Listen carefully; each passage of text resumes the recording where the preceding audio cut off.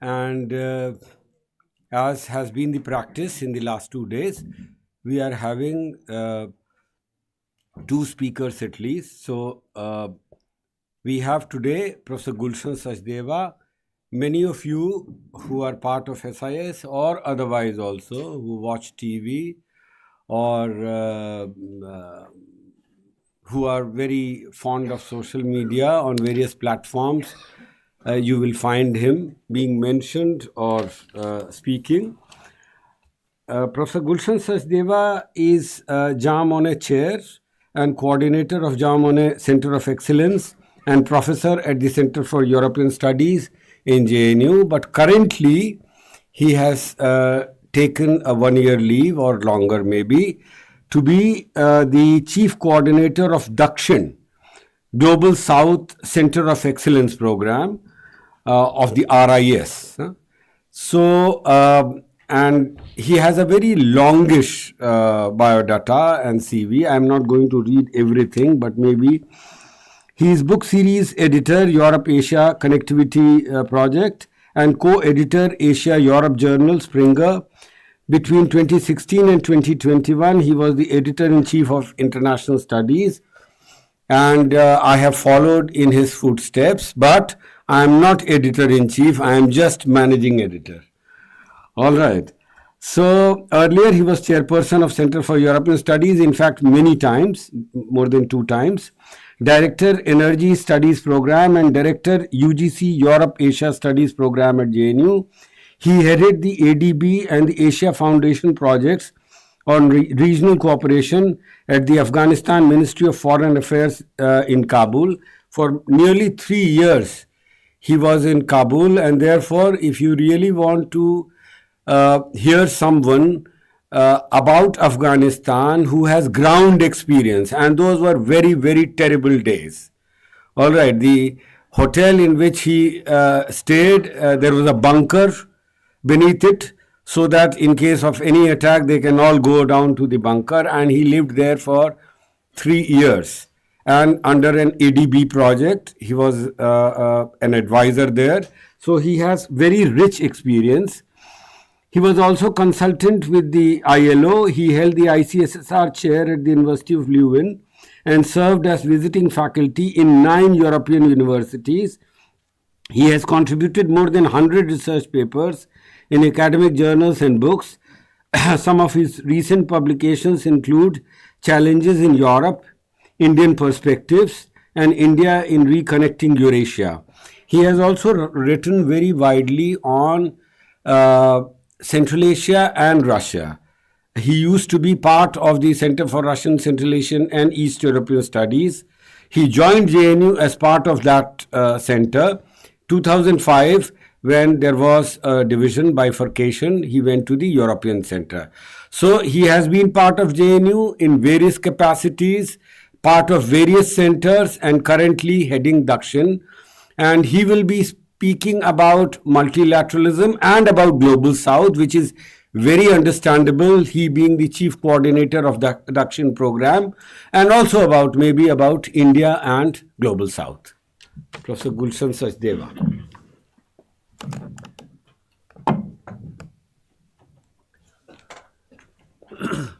Well, Professor Sanjay Pandey, thank you so much for this very kind introduction. There was no need because most of them are our students. Professor Alexander Nikolin, I really wanted to attend many of your lectures, but anyway, I'm told that these are recorded, so hopefully I'll be able to find them somewhere. But I had the privilege of listening to you for the last 10-20 minutes, and I really found your knowledge of particularly the agrarian sector, agrarian economy of the BRICS countries, and particularly Russia, is very, very deep, and I would really like to engage with you to learn many more things from you. And I'm sure all of our students are benefiting from your presence here. Now, as in fact, I was introduced for the last 2 months, I am now not in JNU in the sense, I'm on leave for some time. I've just become a chief coordinator of um, institution called Dakshin, which is Global South Center of Excellence. We have office in the India Habitat Center, which is part of RIS, which is a Research and Information System for Developing Countries. So that institute is more than 40-year old, and this was set up during the non-alignment period. And that time, in fact, the name of that institution used to be um, Research and Information System for the Non-Aligned and Developing Countries. Things have changed, so now it's only developing countries. And this is work very closely. Our main funding comes from the Ministry of External Affairs.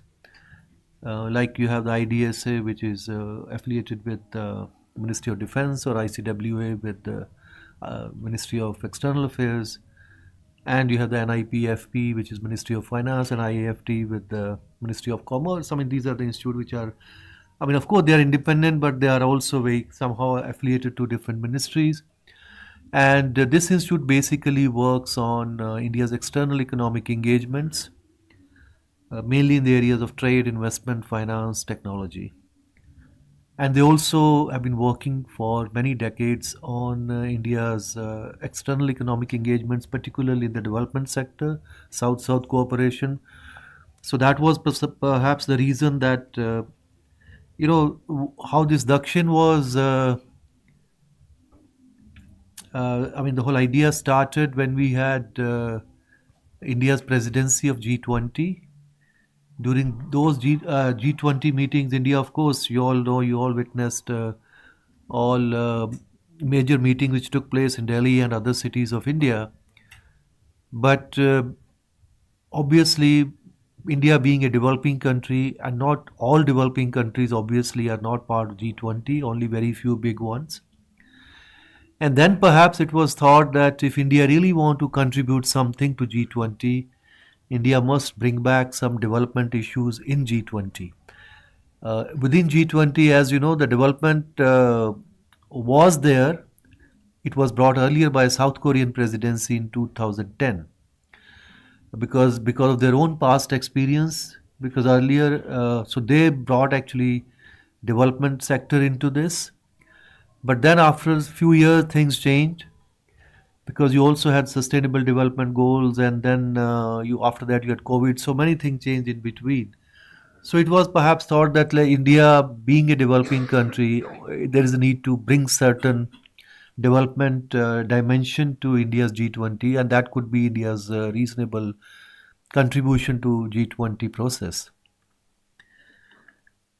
And so what during this G20 meeting happened, you all must be knowing that apart from having meetings with all G20 countries, Prime Minister also had meetings with all the developing countries. In fact, just in the beginning and the January itself, which were called the Voice of the Global South Summit.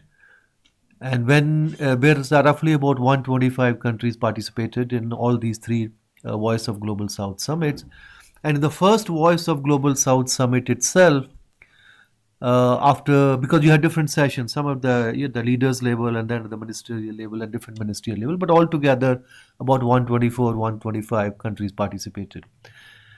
After talking to all those leaders from developing countries, then Prime Minister decided to announce that India will set up a center for Global South Center of Excellence. What it would be, what its shape would be, nobody really knew because it was announced. Now, that was in January. Then in November 23, there was a second Voice of the Global South Summit. Now, when you are going to meet the same countries again after a gap of 7-8 months, then obviously whatever you have announced, you will have to evaluate what really has happened. So by then the government had decided to set up this center. It was set up before the second Voice of the Global South Summit, and during the second Voice of the Global South Summit, it was inaugurated by Prime Minister himself. Now, since then, this has been in existence, and the areas in which for the last 1 year or so, before I joined, actually, they were focusing on roughly on three areas. Specific in the development sector, it was agriculture and health, and also digital solutions. So, and there was also another thing which was announced by Prime Minister himself, was that this Dakshin Global South Center of Excellence would also have annual meeting of all the think tanks of the Global South. So obviously, so the task is first to you have to connect to all the think tanks in the Global South working largely in the development sector, but also in the other sectors as well. So we have been working there for since then. So far we have signed agreements with the 136 think tanks of the Global South from 85 countries, and every day we have meetings now with many of them. In fact, today morning itself, I had a meeting with the Center for Strategic and Regional Studies from Tashkent in Uzbekistan, and hopefully, the process is on. Hopefully, we'll be able to sign with them. Yesterday, we had meeting with the very big think tank from Costa Rica. Therefore, yesterday or 2 days back, we had with Macedonia. So we have been doing it with and that process is on. But it's not just only signing those agreements and having a meeting here, but then we have also working with them on. Why I'm actually explaining to you, because I think since this is a new thing and it's useful for all of us to know, because this is what why actually we are doing it. I'll just come back in the context of the Global South. So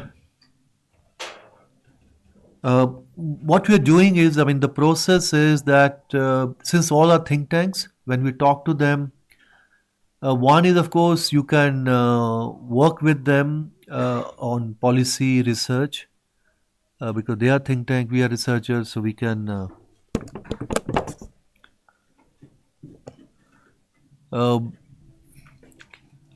can you just check, or maybe I press something.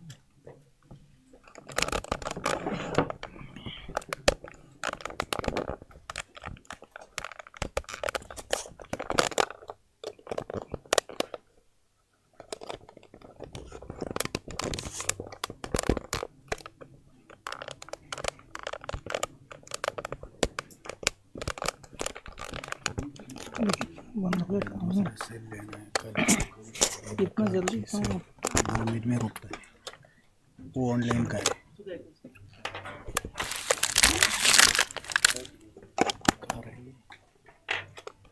दूरा sir लेके पहले okay okay So what we are doing is as a think tank, basically, either we are trying to find common themes of research where certain research studies can be done, or policy dialogue. In fact, almost every week or so, we are actually having various webinars with them, because we are talking about so many countries. So in fact, next week we have something related to health, particularly on the vaccines and a certain issue concerning children. So many of those think tanks, those who are interested in them, they are participating, and our Indian experts are also trying to explain what kind of policies we are kind of successful policies in India. And second, the way we are also doing, because there is also certain kind of request sometime that you have to give certain capacity building training programs or various areas. So we are trying to evaluate them. And India also has a huge program of ITEC program, Indian Technical and Economic Cooperation Program, from the 1964 onward. Today we have something close to 400 plus training programs from 250-60 training institutes in India. So if some of those requests are closer to the kind of programs already we have, so we try to redirect those things to those institutions through the ministries, or otherwise, if there is a specific request for a specific kind of training program, then we'll try to see how it can be organized. Third way is also about technology transfer things. There's a huge interest in some of the things which India is doing. in the digital domain, or in the climate resilient agriculture, or many other issues. So we are just seeing who can do this. And then, of course, the finances are also involved.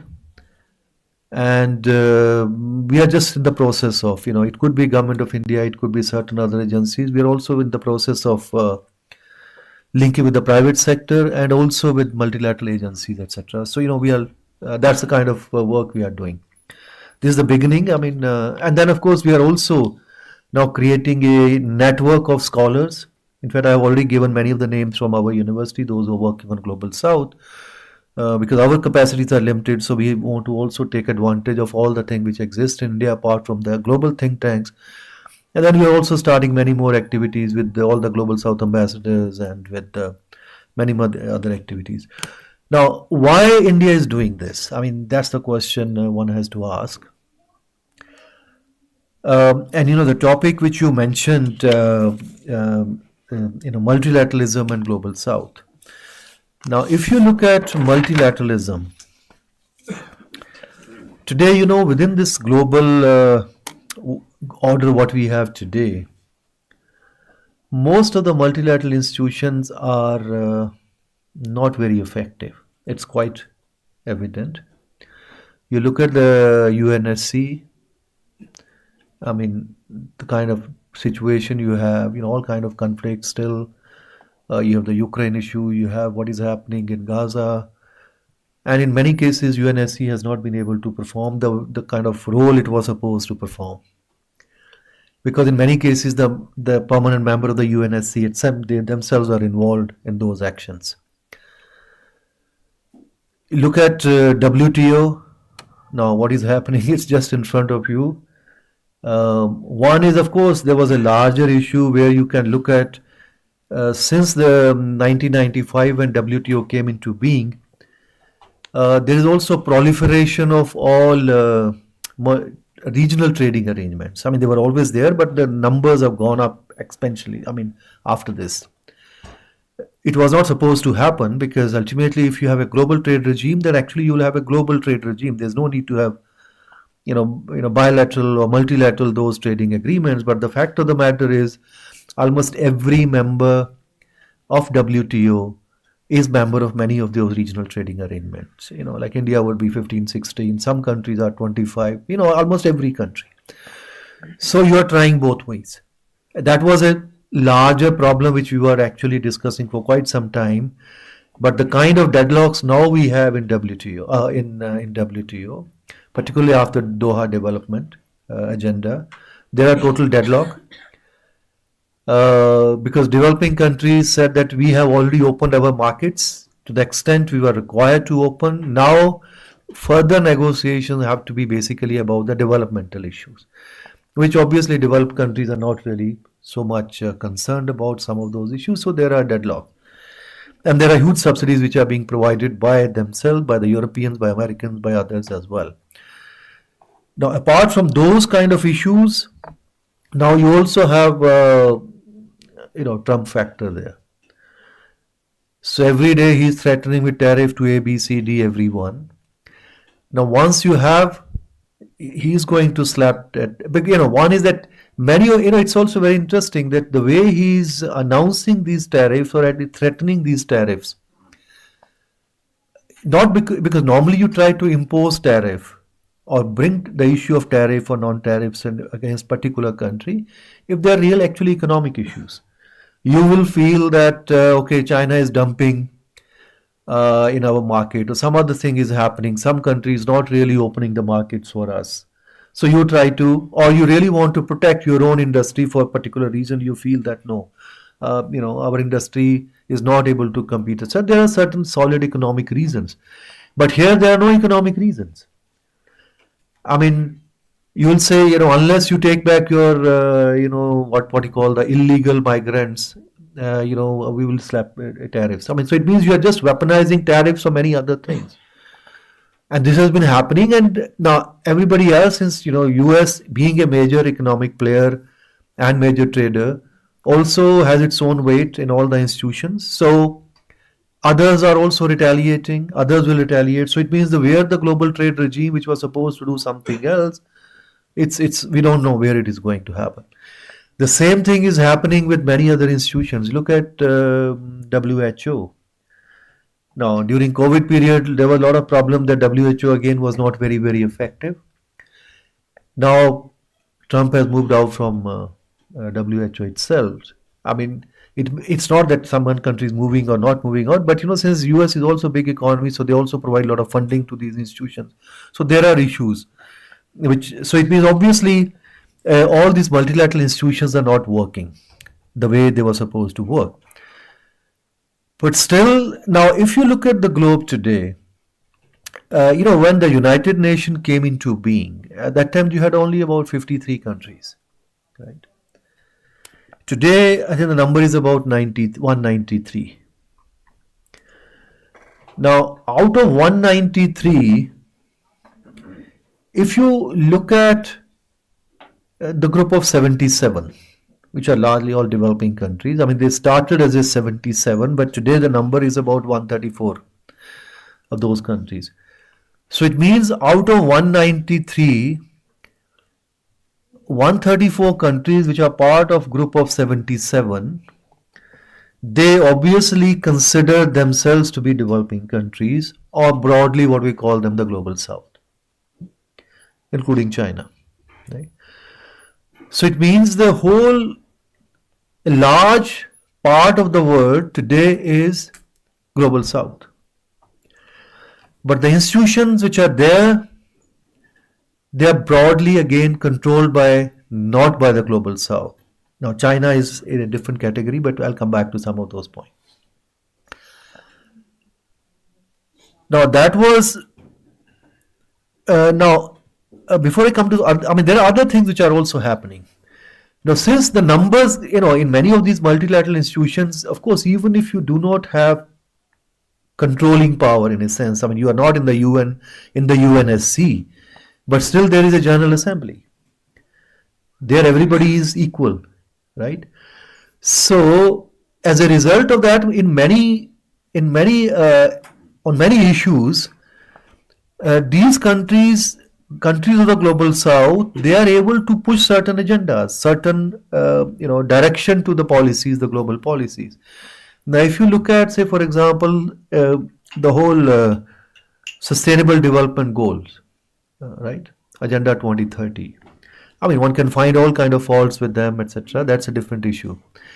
But the fact of the matter is that development issues, sustainable development goals were adopted by everybody in the world. It was because before that also you have the Millennium Development Goals. Now during Millennium Development Goals, you have the similar kind of thing. I mean, the numbers could change, from, one of the few, your Millennium Development Goals to now, large number of, and then the targets of 169 targets within SDGs. But those things, whether it was poverty, whether it was hunger, it was, all other issues, these were the problems of the poor developing countries. Others will have other things to discuss. But here, countries push them there, say no, problems of the global south are also issues of the globe, not really only for us. So it means they have been able to do something, but of course, they have not been able to achieve what they would like to achieve. Now, it's not something what today we are talking about global south is, many of those issues were there earlier also. I mean, we have, the non-alignment movement, all the most of the developing countries, the third world, first world, second world, third world, all those ideas, central periphery relations. Then you have the new international economic order in the 1970s, establishment of the UNCTAD. So now all these ideas were there.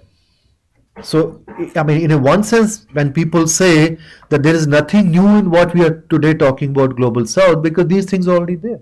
So, yes, in a sense it was there, but there is also qualitative difference.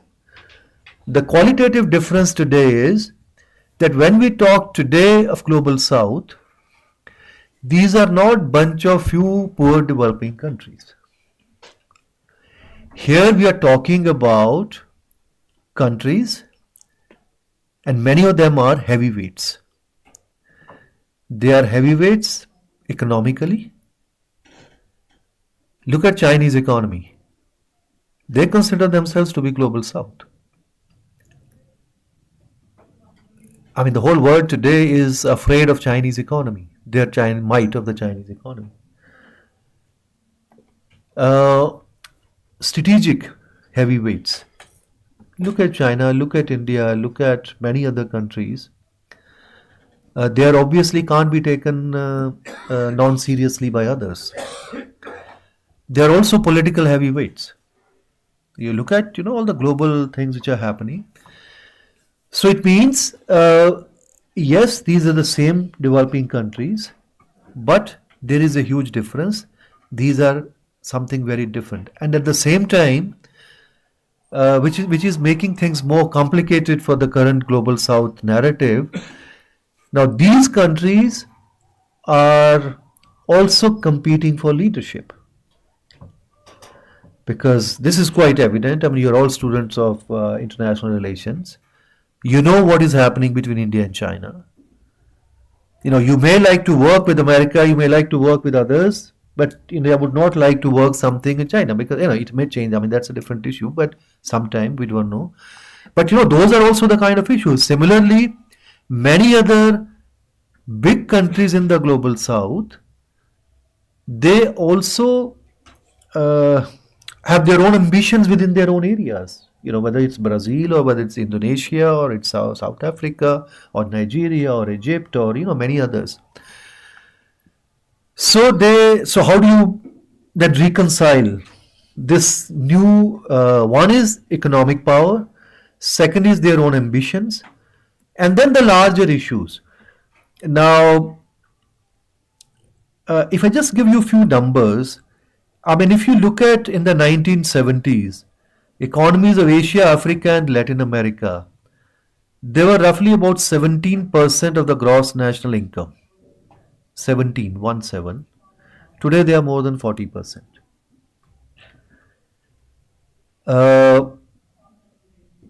So, yes, I mean, population-wise, obviously they are more than 80%. Now, look at India, China, you put them all these countries together.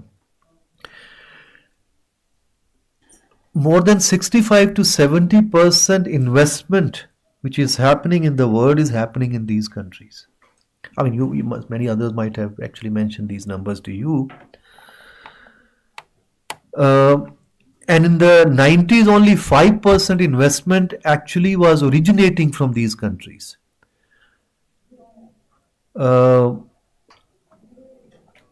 It's much bigger now. It's roughly about 1/3 now. The global trade, it was about 6 trillion earlier. Today it's 6 trillion. It used to be only about 2.5 trillion just 15 years ago. So that's the kind of, and if you look at the future trajectory, technologies, and where do you think the future growth is going to take place? I mean, of course, there are relatively younger populations in many of these countries, and the Western countries, as their population is, the demographic scenario is something different. If you look at so every country in the world today, I mean, except perhaps the United States today under Trump, they consider climate change to be a very important, serious issue. To tackle basically what is happening all across the world, there is an energy transition which is happening. You are moving more toward renewables, you are moving more toward not renewable only in the energy, but also all kind of industrial processes, your industry, your agriculture, your housing, your construction, everything you are trying to move in a very different kind of processes. Now the question is, so it means if all our future projects in the world, your infrastructure projects, your agriculture processing, your industrial processing, your vehicles, your transport, everything, is going to be towards different kind of thing what we have today now. Like the kind of car engines now we have, there is a possibility that after 10-15 years we will have very different kind of cars everybody is using, right? Now, whether it's good or bad, I mean, those are different issues altogether, but this is what the whole plans, every country is moving in that direction. So which are countries which are going to dominate those technologies? So if you look today, electric vehicles is because traditionally it's the Europeans, Japanese, Americans which basically dominated the whole automobile industry. Others were doing, but they really they did not dominate. I mean, we started producing with some help here or there, something others. But now, why suddenly you will see that everybody is so much worried about electric vehicles from China? Because they have been able to produce at a much cheaper price. So if everybody is going to use those cars after 10 years, who knows whether it's going to be German cars or Chinese cars or Indian cars or any other car. Nothing is clear at the moment. Some indications are there. I mean, what I'm saying is that the future is something different, what we had so far. Look at artificial intelligence. I mean, I'm not really expert on artificial intelligence, but what I have been told, there are two major players in the artificial intelligence today. It's Americans and Chinese. There are others, yes. I mean, yesterday only we had this global, artificial intelligence summit. Our Prime Minister was there. And this year we are going to have this artificial intelligence summit here in Delhi or somewhere else in India. So everybody is trying, but who is going to dominate? Some indications are already there. But so that game is still very much open. The same as you look at the quantum, computing or quantum technologies. I mean, interestingly, only 10 days back I was in Russia. And in fact, it was so good, I was able to, we went actually to the Russian Quantum Center.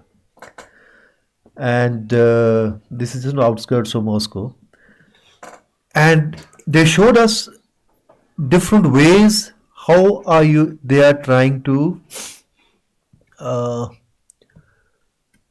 compute because since this is absolutely, I do not know all the details, but what I heard, what I learned from them was that the way, say for example, this present computer can kind of calculate the things through computing, through quantum computing, it could be, if it can be done here in 10,000 years, it could be done just in 10 seconds or 10-20 seconds, something with that kind of computing.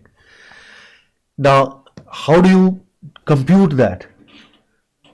Quantum is a different kind of physics altogether than the other physics, something we were explained. And then what the Russians actually told us, Russian scientists, I look at 3-4, I looked at their labs, which they showed us. In one way, they are trying to compute through heat. So that's the way you can just do it quickly. So that's one method through which, the whole room you could see through which they're trying to compute. Second one I saw, it was through the lasers. And the third one, something else. So, but the fact of the matter again was, which was told that at the top level, I said, where are you now? I mean, these are kind of information which I should not be talking here, but that, that I'm not going into the numbers, etc. But still the impression was that even the computing, quantum technologies, it's again the US and China. Everybody else is much, including Russians, are quite far, very far behind. And India is even far behind, much below them. Now, and nobody is, you can collaborate with all of them, but nobody will collaborate beyond a point, because then you want to have your own thing. So you just have to work. So it means many of the countries, and we, like we felt that India also had good IT infrastructure. So we might be, and same is also is happening with when they talk about what you call the another energy thing which everybody talks these days. I'm afraid it just slips my mind. So all these kind of new technologies which are coming, which are the countries, whether it's going to be the traditional Western United States or Europeans or many other countries, and even small countries can also come up. We know when the mobile phone came from Nokia from Finland, that was still a Western country. But even if today you look some of the countries in Europe, because since I look at the European technologies, etc., very carefully, look at Estonia. They have done very well in IT and all those kind of systems that many other countries are also doing. Now with all these added new technologies, whether you look at artificial intelligence, quantum, etc., all the things put together, many of the positive factors of India, when we talk, we speak English, but now it may not matter at all what you speak. I mean, when we see our students' chapters now, I don't find most of the chapters no English. That everything is corrected because that's already done by something, and there's nothing wrong in that because the technology is available. You can just do it. Why?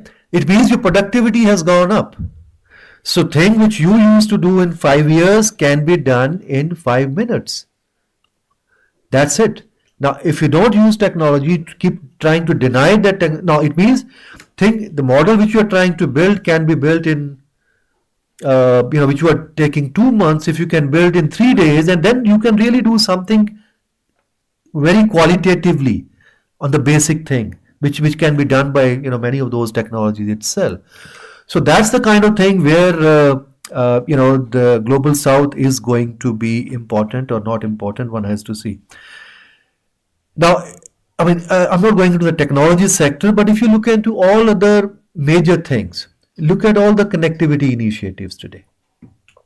Because the next phase of globalization is going to be your connectivities.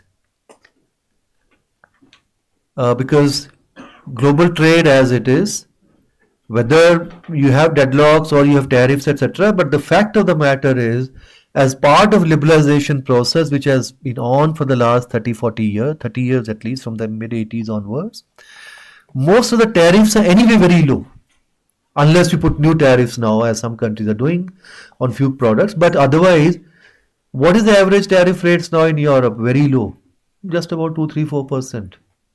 I mean, India is one of the things, as Trump called the tariff king. Our tariff rates are still high, but by our standard, it's still very low, and we may go down further. So the tariffs, etc., is anyway low. Whether you have tariff or no tariff, ultimately these are not things which are really going to decide other things. Now, once tariffs are gone, then how do you really connect with people? That's why you have today, if China is having more than 120 countries, their major trading partner, including also India is one of their major trading partner. So they are focusing more on connectivity because once you trade, better connected you are, you can trade more. So for the last 10 years, they have spent by some figures close to $1 trillion in all these connectivity projects. And Chinese are not the only one. Everybody else. The Europeans have their own Europe-Asia connectivity project, or now the Global Gateway project. Turkey has its own, Russia has its own, India has its own, Turkey has its own. I mean, every country has. Now, these things also, again, Global South is not far behind many others.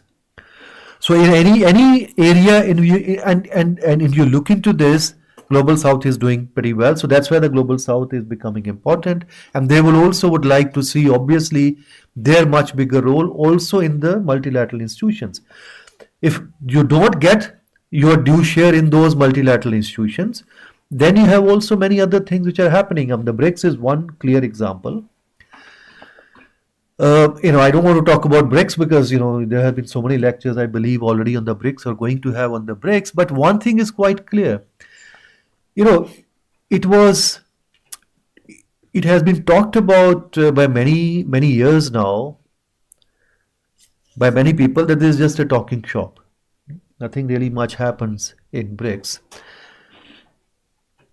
But the fact of the matter is that even if they say that nothing has, because concrete projects of BRICS are relatively few. Although when you have BRICS meeting, you have a huge declaration of about 150, 70 pages. Almost everything is covered there. But even if you look very concrete projects, you look at New Development Bank, you look the contingency reserves, you look at a couple of other those kind of things. Now, New Development Bank may not immediately be an alternative to the World Bank or anything else. But what they were trying to do, and still what they're trying to do, is create certain alternative norms of governance. Because if you are a member of the World Bank, your share are according to how much you had contributed, right? Here, even if the contribution was different in different countries, but you have an equal say when you are deciding things. So it means norms are different. Now, if this was just a talking shop, why so many new countries have joined? Why so many new countries are willing to join? They are in the queue. It means now many countries from the global south, and these are all global south countries basically, they are now, and particularly what has happened in the last 2 or 3 years after the Ukraine war, that many of them have also become, they have been alarmed by the way the Western countries, both the US and the Europeans, they have weaponized the global financial system. I mean, Russia is out of SWIFT. All the money which was there, that had been frozen. And yes, I mean, it's something that Russia has still been able to survive, still been able to continue with its production and thing, but it's not been easy. And it has huge cost. Russia has been paying for that. Now, others have also been alarmed that if this can happen today to Russia, it can happen also tomorrow to somebody else. So, can we actually have something different, at least an alternative? Now, Trump may talk about, BRICS currency or something. I mean, some countries within BRICS also, they might talk about BRICS currency, but most of the countries, we have not reached that stage yet anyway. So, even if they do not talk about common currency, even if common currency, etc., within BRICS may not be any near horizon, but there is a possibility that some of the countries within BRICS, they may start having transactions in their local currencies, at least for certain particular kind of products. This is already happening. This is happening as far as the many of products are concerned between Russia and China. This is happening between India and Russia. This is happening. This happened earlier between India and Iran. This is happening between the UAE and other countries. So you are using either bilaterally or BRICS countries' currencies, etc. Many of those mechanisms are already working, particularly for energy products and for some other products also between Russia and China. So things can happen. Already certain things are happening. It may not immediately threaten dollar, it may not threaten anything else, but there is a possibility certain things are already happening. A new direction has been set. Now, what is really now India is, or India's ambition, I would say, within this global south. Now, if this is the kind of situation in which the global scenario is, and now, India obviously is one of the important economies of the world. When we were very happy to be member of G20, and we are also very happy to be member of BRICS or SCO or others as well. It's not very easy sometimes to, G20 is a different thing, because G20 was anyway, it was very clear acceptance of the fact by the West that the problems of the world cannot be resolved only by rich countries, because otherwise you had only G7, all the rich industrialized countries. So here in G20 it was that you have other countries which are not rich industrialized countries, Western countries, but also countries which matter. So you become G20. So India, when it became member of G20, so we felt all right that we were anyway was saying that we are important. So we felt that now we are member of G20, we are important.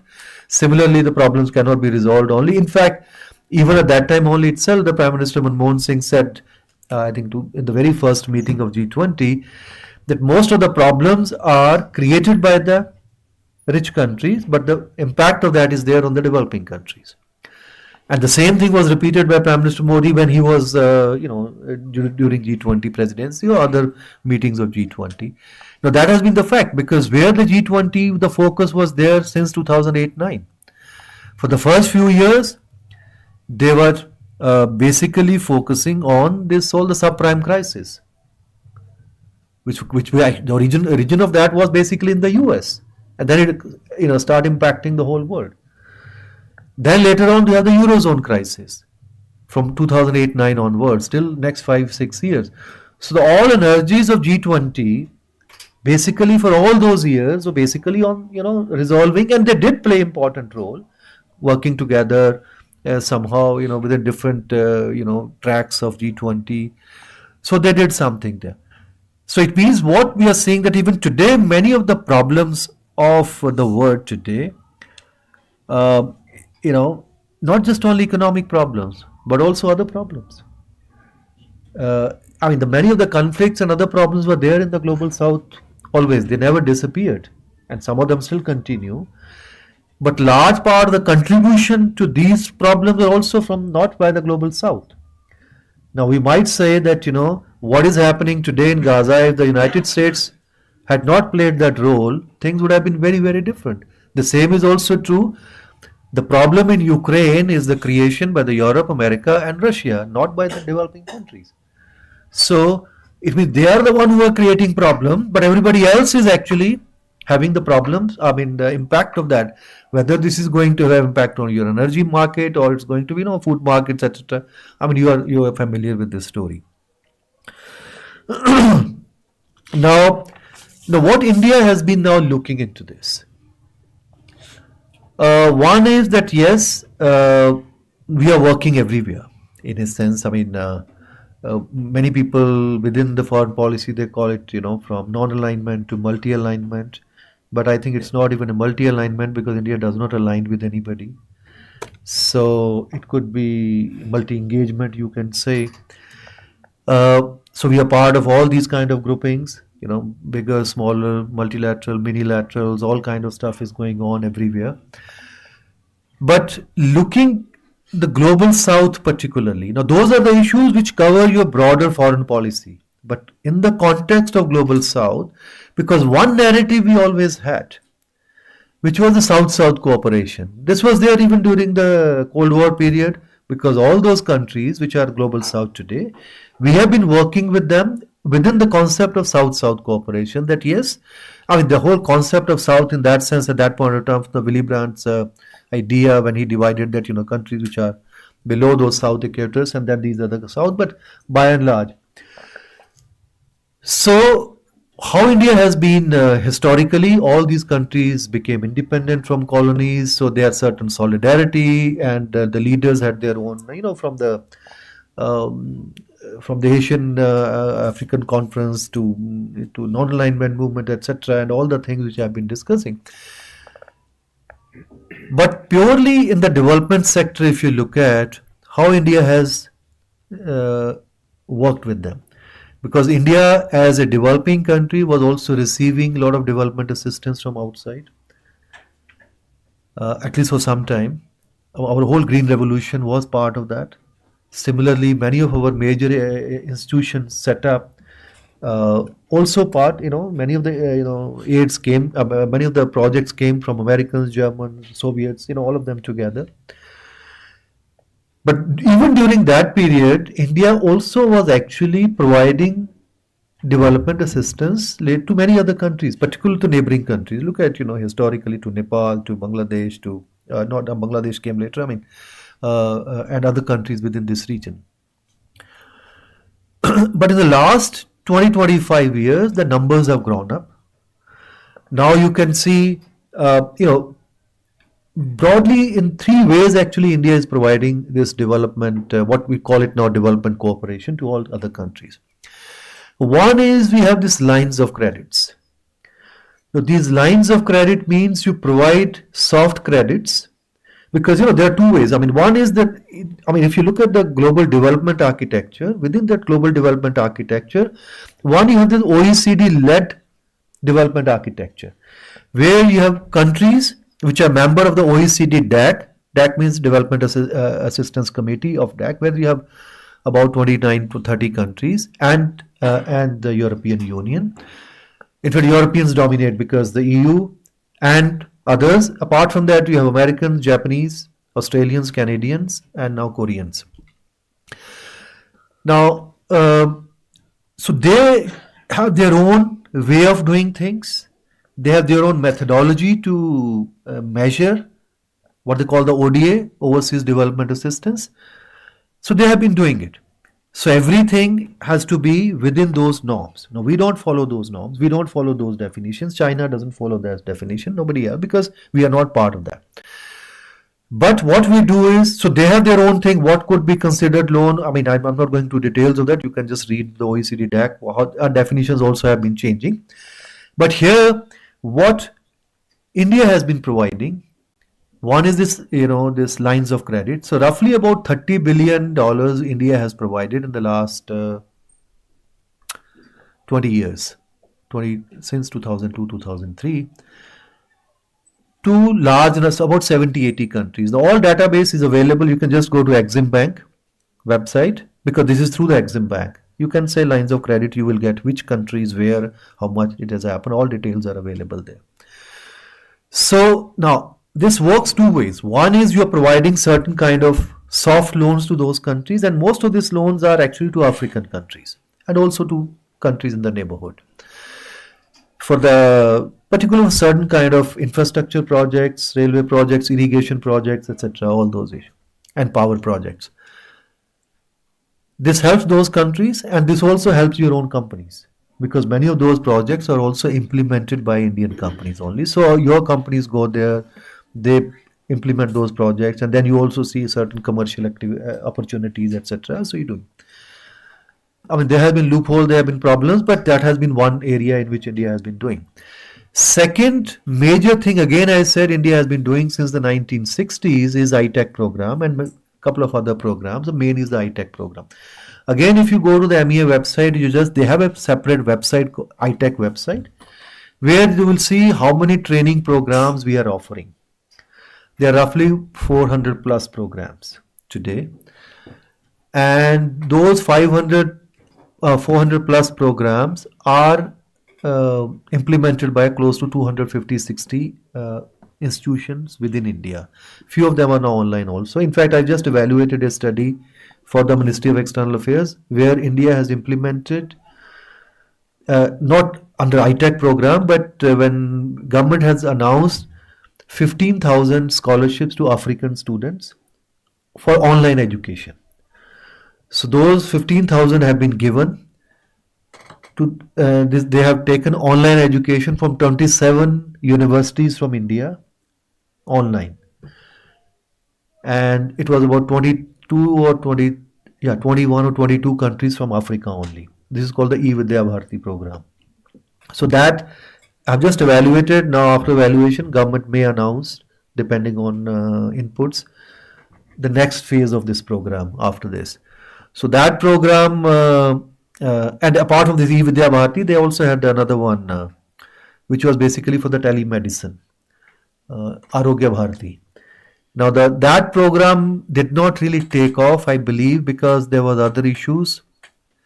Because how do you really get the records of your patients? The privacy, copyright laws, etc., etc. Because then, there were certain issues. So they have been working, but not at the extent which it was thought it will be working.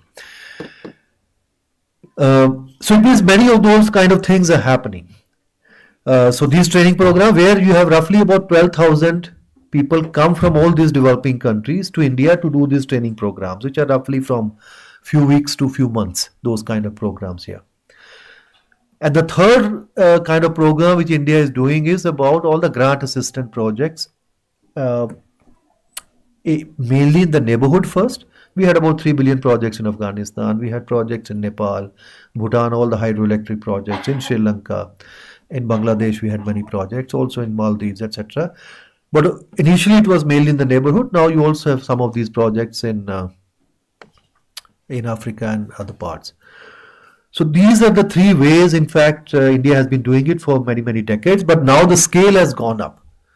Somewhere the numbers are that India is doing, if you put everything in monetary terms, somewhere around, I would say, $3 to $4 billion every year. All the things put together, your grants and your loans, and also these capacity building programs. I mean, these are not still comparable to what the Americans would do. They have about 30 billion every year. All right. So, but still, India is also doing 3 billion, and we can say that, you can't really measure the way you do it, because if the same training program is done in America, it will be 10 times costlier if you do it here. So the benefit is roughly the same. So, now these three things we have been doing it, but again during this, this Voice of Global South summits, then the Indian government and Prime Minister announced that, a new concept, which again was actually the research work was done in RIS, where I am there now. Before it was announced, they have been saying it for quite some time. He said, India would like the world to use the development compact. Now, development compact is basically not just only about these three things, but also many of the concessions India has given on trade preferences to many of those developing countries. So and then many of the technology transfers which have happened from India and other things. So, in comprehensive way, because, many of those things, the Europeans and others also have been doing it for, but they also actually monetize it. If you look at the European development policy, what they say is that, like there are different programs, everything but arms, means they can import everything all from developing countries except arms. And there are some other programs, like we used to, we also have this, the preferences on tariffs, etc. So they monetize it. Then they'll say every year about $6 billion we have kind of foregone, which we would have actually taken as tariffs from these developing countries. So you can calculate it or you do not calculate it, but there is a holistic thing. India is also doing many of those things. And then different kind of technology transfers and other things. So you put them thing together. So then, but here we are saying is the difference, again, otherwise say, what is the difference? They are doing it, you are doing it, what is the difference? Now the difference here is that what countries from the global south has been saying, that we do not prescribe any of the policies to them. We do not prescribe any of the projects to them. It's all demand driven. We are not saying that, you have to be democratic, you have to keep your human rights, you have to do this and that, etc. We would like country to become democratic, but we are not preaching to countries, and we are not stopping, in a sense, many of our development projects, because we know there is certain human right violation, etc. in that country. So at the same time, we will not say that we will give you 500 fellowships in this particular area, like in renewable or green energy, etc. No, you decide. We said that we will give you 500 fellowships, like the program which we evaluated. So India announced that we are going to give you 15,000 fellowships. It was not decided pre-hand that what programs actually would be there. So you said these are 27 universities which were authorized by the UGC to offer online courses, both public and private. And these are the courses they are offering. Please choose any one course. At the end, what happened? 70% students actually chose MBA. So it's okay. If this is what exactly they want. So instead of we saying that actually we'll teach you political science or international relations, fellowship, we don't decide that out of 15,000, 2,000 will be in IR, 2,000 will be in sociology, 1,000 would be MBA. No. He said these are the universities, you choose your programs. And we'll pay directly to the universities, and 60% students actually chose MBA and some related courses or BCA, etc., many of them. So it means that's what exactly they find perhaps more valuable to them. So it means it's demand driven, not that something you decide that this is good for you. We did not decide that political science is good for you, for your democracy, or something else. If they decided, all right, I mean, we want to study management, okay, you can study management. So that's the kind of difference, perhaps, we have. Uh, Now, I don't want to give to all these numbers, etc., what India is doing. The only thing perhaps within this global south narrative, now obviously now when, as I said, the global south is becoming important, India feel a very important member of the global south. Now, one is that you also have to now work with other global south countries.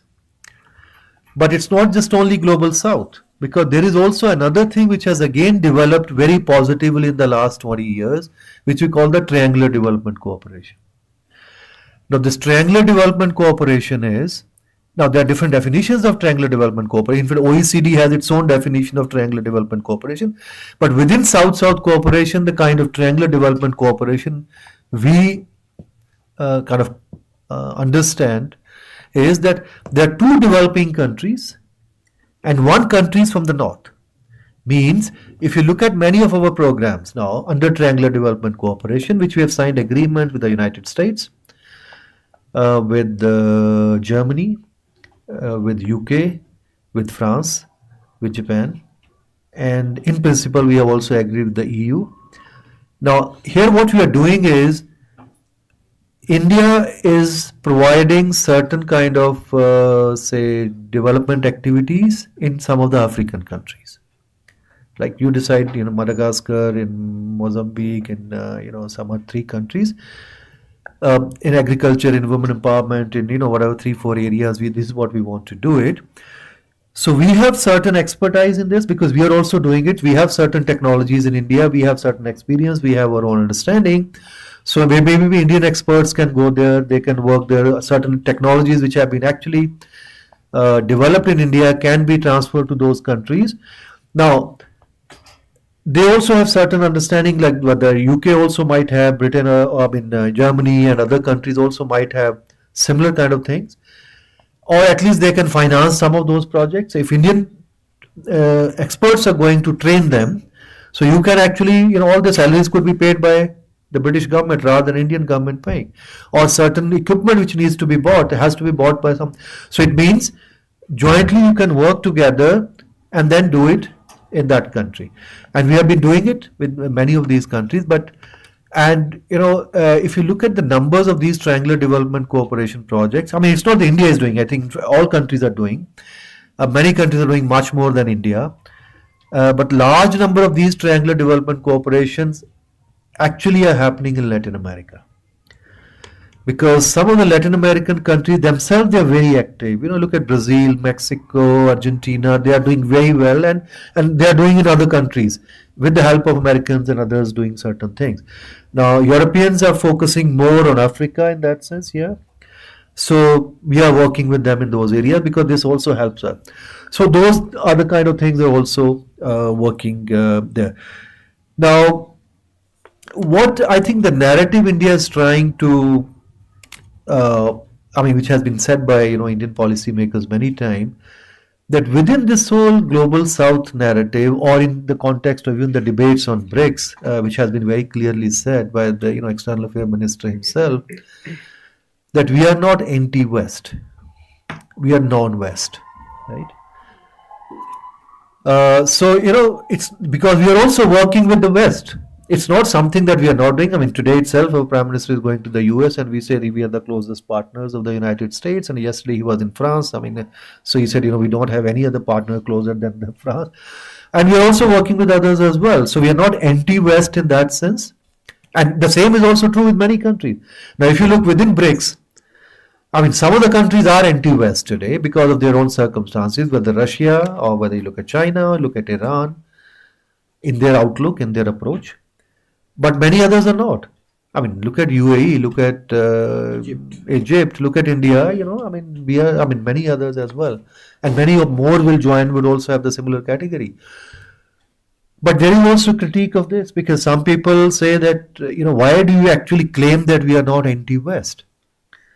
I mean, if there are certain things need to be anti-West, why do you take a position that we are not anti-West? I mean, if America is doing something bad, why don't you just say that it is bad? I mean, why do you have to situate in a position where you say that we are not anti-you? He said, no, we are not anti anybody so long as you are working with us. But if you do something wrong, we will point out that this is something wrong you have done.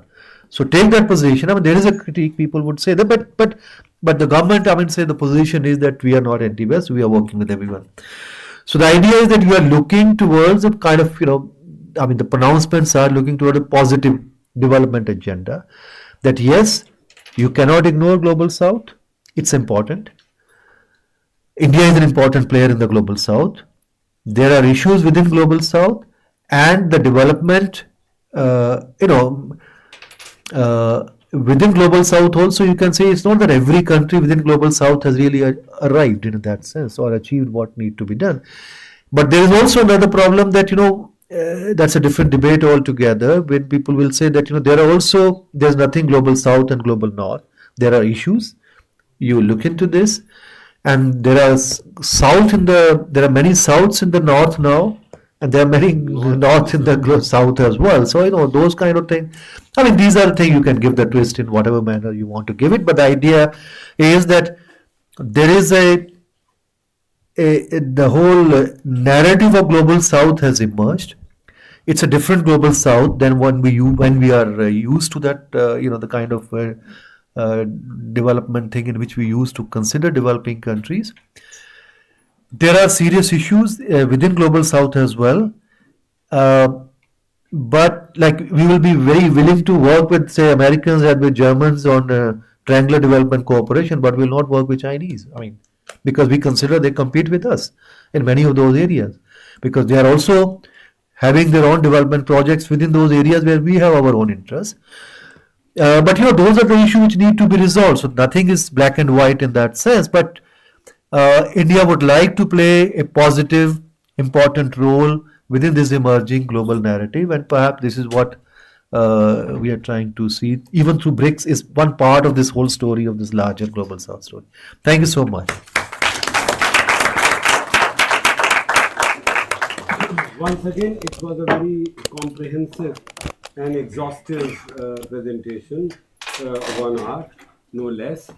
I don't think we have time left for Q&A. Maybe I will take 1 or 2 questions and then summarize. We don't have time. It's very important question. तुम्हारा तो हर बार important होता है, पहला हाथ उधर उठा था. Yes, please. Quick ones. 30 seconds से ज़्यादा नहीं. क्या ज़रूरत है माइक की यार? बोलो. Just to Renu one and he second.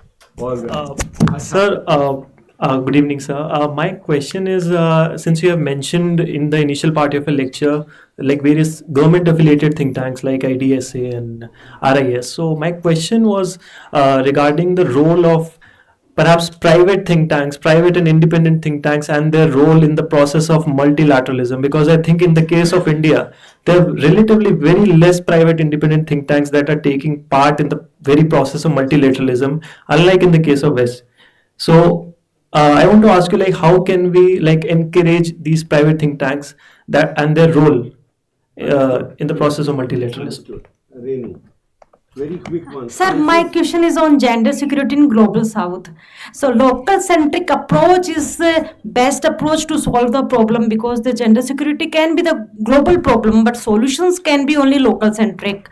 So that Role of women. एक sentence में पूछना है. हाँ, yes. Sir, it was advised by our CEA that in now the time the contemporary world is moving from globalization to the GEF, that is geocentric fragmentation. So how do you perceive this development from the perspective of global South? Sir, when last year India signed a contract with Iran Chahabad port, so there was a hope that the international north-south transport corridor will see some real development. But recently, last week, when Trump's waves of the waiver from the Chahabad port, so what is the future of INSTC port now? ठीक. Now this is enough. One line question. बोलो भाई. One line question, sir. What are the obstacles BRICS are facing?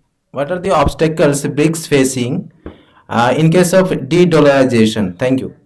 अरे वो बाद में इनसे पूछना ना, कोई बात नहीं, 5 मिनट ओके तो पूछो ये वो लाइट बंद करने आ जाए ऐसे देखे अच्छा 6 बजे डेडलाइन है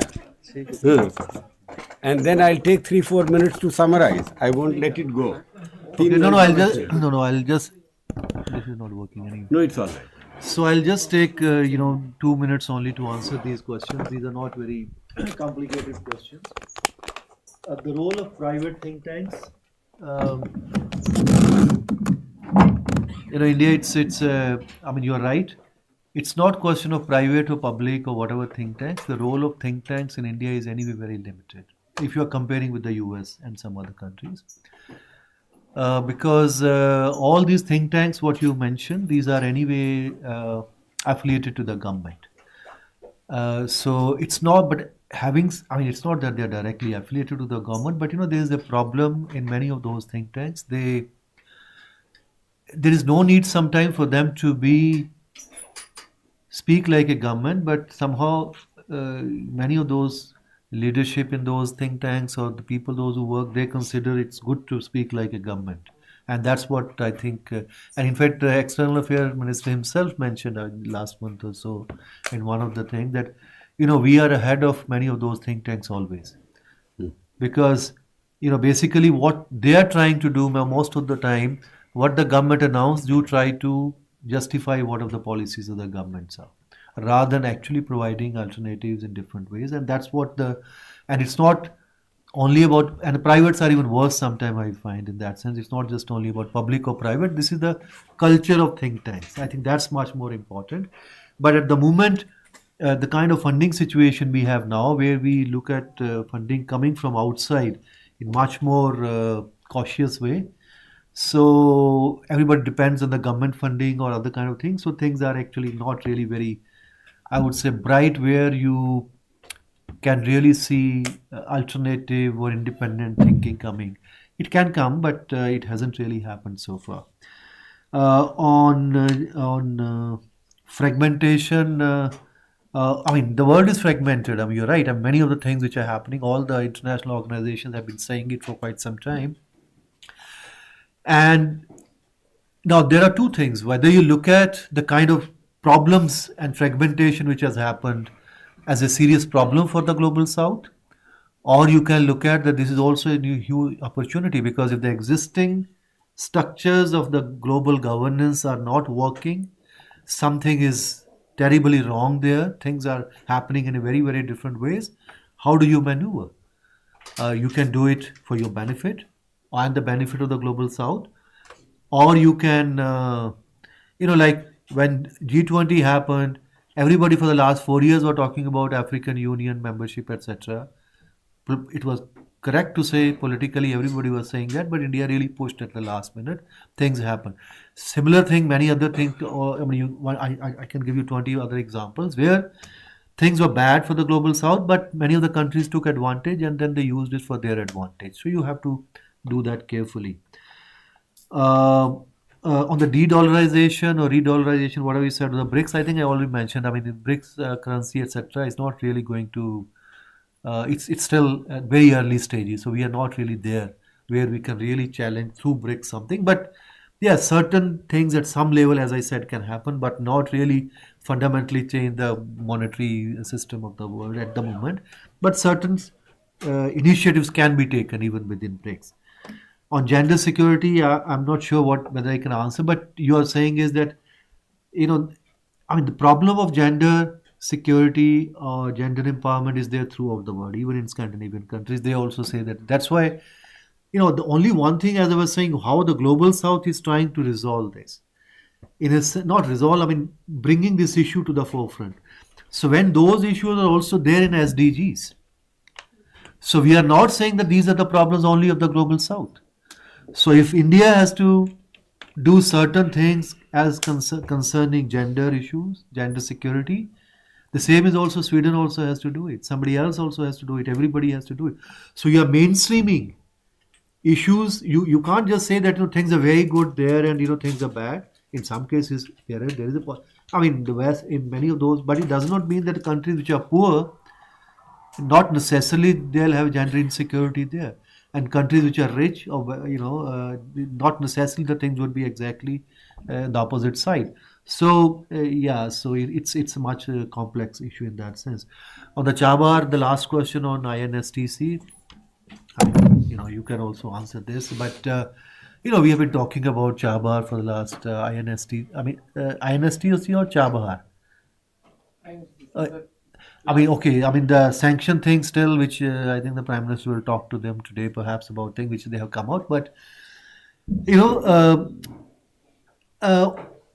yes, if those kind of the problem with INSTC is that, one, there was no trade volumes earlier.